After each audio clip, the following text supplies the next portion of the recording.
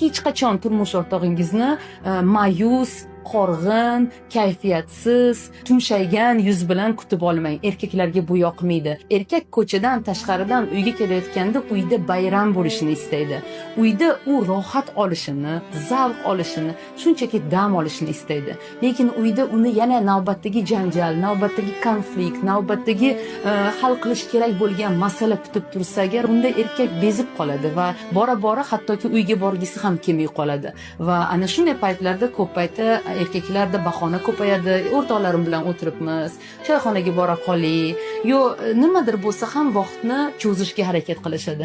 Uyga bormasam, shu ikkita onam bilan ayolimni urushganini eshitmasam yoki ayolimni o'tirib olib hozir meni miyamni yeyishini istamayman yoki umuman hozir borsam agar ayolim yana muammolarni gapiradi, yana pul yo'q deydi, yana bolalarni tashvishini gapiradi. Men bundan charchadim deydi.